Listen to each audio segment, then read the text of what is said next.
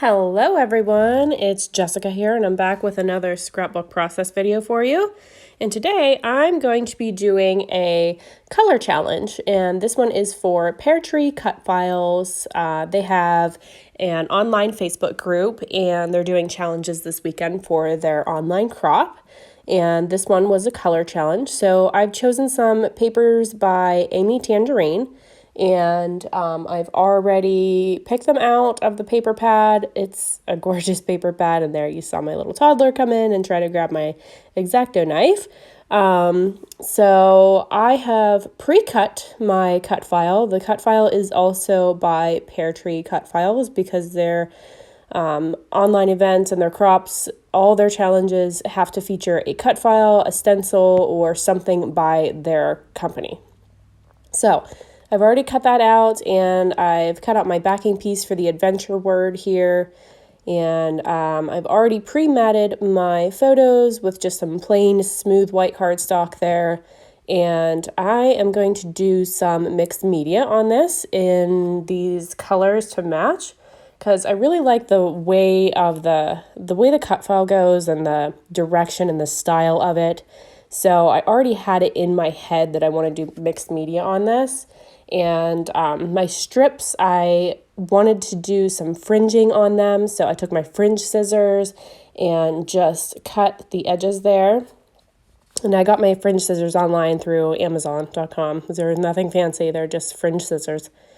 And it just saves on cutting. You don't have to cut them with a regular scissor the whole entire way across. It saves some cutting. So just kind of trimming them down a little bit, placing them where I want to go or where I think I want them to go. And I'm going to grab my cut file and put that on top here so I can see how that's going to go.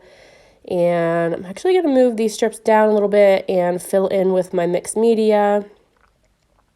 And kind of moving this around where I want everything to go. I'm going to mark out where I'm going to place everything just so that I can pull it off and remember where exactly my placement goes and where to put my mixed media. So I'm grabbing here my trusty rusty box top. It's nothing fancy. I use a box top with the Oxide sprays just to not make a total mess on my station. And the colors that I'm using here in the Oxide sprays are Mowed Lawn, Faded Jeans, and just plain black. I think it's like a smoke black, or no, black soot is what it's called, sorry. So basically I mixed all three of those colors together to get that dark green color from my one paper. Because I don't have anything that matches that exactly, so I just mix my colors together to get what I want. And I did a pretty good job. I got it right on the first shot, so yay! But then I go in with some Faded Jeans, and I do use the ink because the ink is a little bit more transparent whenever you put it down. And I'll show you the difference here between those two in the same video in a little bit. So I'm going to add some splatters here. I'm going to go in with some black, some Faded Jeans. Just go ahead and use some of that green that I have left over and make some more splatters on there with my paintbrush. I'm going to bring in my cut file again just to make sure that it's kind of flowing the way that I want it to and everything's kind of laid out where I want it to go.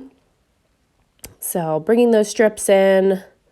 I'm cutting down another piece of clear acetate. This is just from the acetate sheet that comes with the Vicky Bouton foundation paper, which is what I'm using here as the white because it's a lot thicker.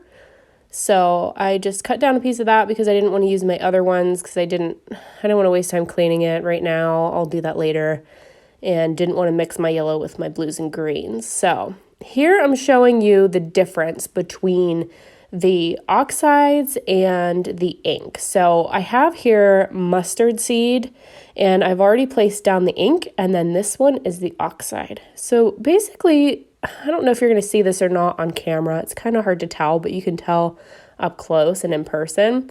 The one on the left there is the ink. It's a little bit more translucent or transparent, so you can kind of see through it. Maybe if I chose a different color, you would have been able to tell a little bit better.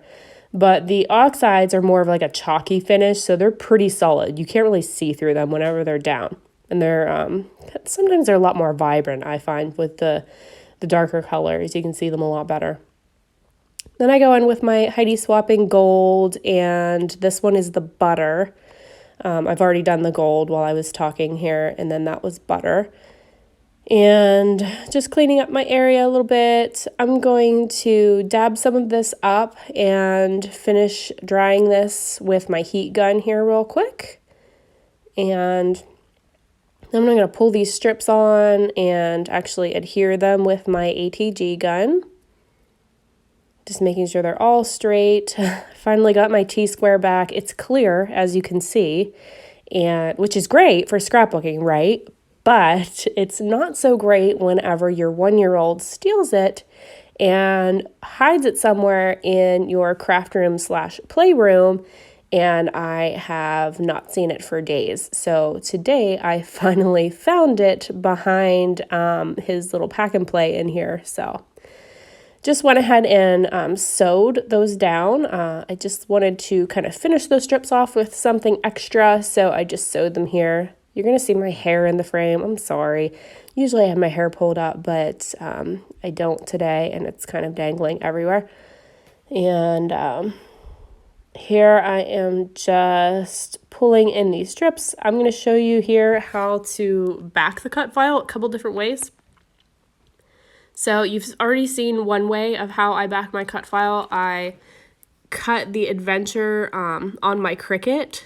What I did was I used the Design Studio or Design Space, whatever it's called now, software, and I used the contour feature, so I just kind of black out the entire background, and I pulled off the arrow section that I didn't need. So that's the easiest way for me if it's something solid like that, but for these little arrows, since they're all separate, I just cut them down to size and kind of just do it manually here.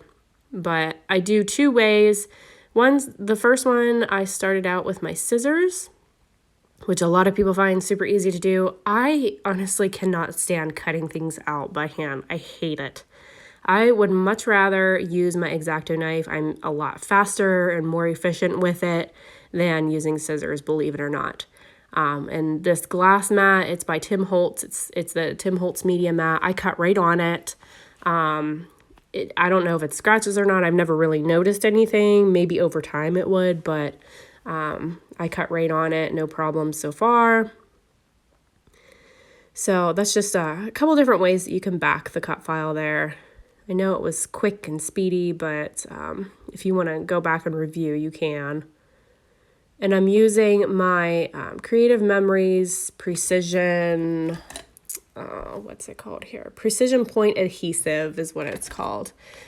I really like that one. It has like a little bit of a slower drying time, so you have a little time to maneuver that around. Just adhering my photos. I am erasing my pencil line a little bit there because I kind of moved them off from where I originally wanted them. So just erasing that. And I'm going to use my ATG gun and some glue dots to glue the actual title and cut file down, because with that vellum, you can kind of see through it. If I were to put the adhesive from my ATG gun the whole way across that adventure, you'd be able to see that. So I'm just putting some micro-sized glue dots all around those edges so that you don't see any of the adhesive on there. And here, I don't know if you watched any of my previous videos, you can see that I am utilizing my Happy Planner stickers. Those are for planning. If you are a planner and use a planner, they make all these stickers, and it's called Happy Planner. Well, long story short, I thought I was going to get into it, and I couldn't do it. I like my calendar electronic. I don't like having a book to look at all the time and carry with me. So now I have all these stickers, and they actually make great scrapbooking stickers. So I've been using them a lot on my layouts lately. It's just fun. A lot of them are a whole bunch of different colors in a pad, so you can usually find something to match your layout no matter what color you're doing. So it's just something fun, a little bit extra, and they all come in books and things, so I like to use these where I can. Then I'm going to pull out some Hip Kit stickers that I recently got in the most recent kit that came. They're from Pink Fresh Studio, so I'm going to use a couple of those. And some Paige Evans stickers from her new Wonders collection. And I'm going to use quite a bit from that. I'm going to use some flowers, I'm going to use some hearts. And then the ones behind it there you see that says Sweater Weather and Grateful. Those ones are from Amy Tangerine. I think it's from her, I think it's called Late Afternoon collection. It's not her newest release, but it's I think it's the one right before that. So I'm just using this cute little bird and just finding anything I can. My son actually stole some of my other stickers earlier. I had some cute little flowers here that I totally forgot about until I was finished with this layout, and then I found them laying across the room because he stole them, and they would have been cute on here, but I forgot. But it's okay. I have lots of stuff here to make this work and make it look cute, so it's not a big deal. So just kind of finishing this up and putting the last little bits here. Gonna add a cute little heart there, a couple of them, and then I'm gonna add a little heart or two at the bottom here. I hope you guys can see this good. It's kind of hard to capture it on the camera here. But here is the finished layout. So it turned out super cute. The only thing I did off camera was that date stamp at the top. And here you can see the fringing and those cute little happy planner stickers and all that lovely mixed media. So I hope you guys enjoyed, and I hope that it gives you some inspiration today. If you like my videos, stop back. Thank you.